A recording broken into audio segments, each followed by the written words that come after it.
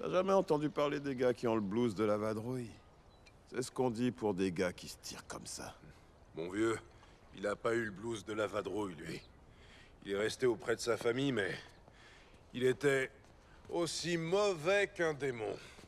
Ma mère pouvait plus le supporter sa méchanceté. Quand elle est partie, j'avais 8 ans. Une nuit, elle s'est tirée en douce. Elle m'avait dit qu'elle reviendrait me chercher, mais je l'ai jamais revue. Toutes ces femmes se sont barrées. Il était horrible avec tout le monde.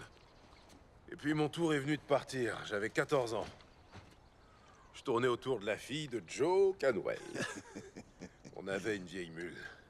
Elle s'appelait Greyboy. Mon père m'avait envoyé faire les foins. Moi, je batifolais avec la fille Canwell. On s'était trouvé un petit coin. On se la coulait douce, tous les deux. Elle avait 13 ans, alors on se prenait pour des grands. Donc on était là, près d'un ruisseau, à fricoter, en oubliant le reste. On savait pas que Greyboy s'était détaché, qu'elle était rentrée à la ferme et que mon père me cherchait.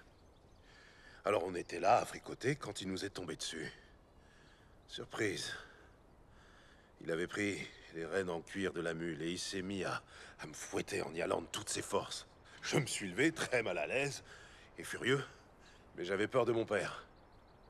Bon, comme j'avais pas envie qu'il me fouette, naturellement, j'ai filé à toutes jambes. Je croyais qu'il me battait parce que j'avais pas bossé. Mais ensuite, j'ai vu qu'il voulait me chasser pour pouvoir profiter lui-même de la fille.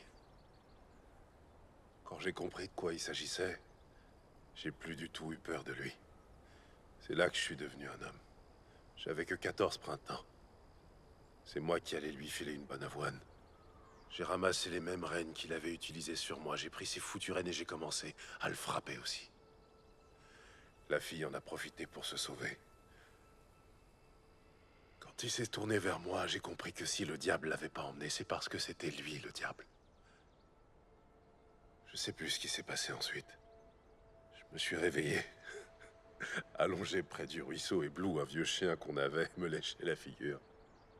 J'avais mes yeux qui étaient tout gonflés.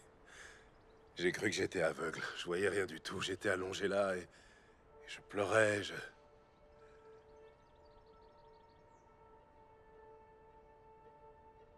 Je savais pas ce que j'allais faire, mais je savais que le moment de quitter la maison de mon père était venu. D'un coup, le monde devenait gigantesque. Il m'a fallu un bout de temps avant d'arriver à me faire à lui. J'ai réussi à comprendre qui j'étais, en sentant mon père battre dans mes veines, et j'ai su que la seule différence entre lui et moi, c'était notre âge.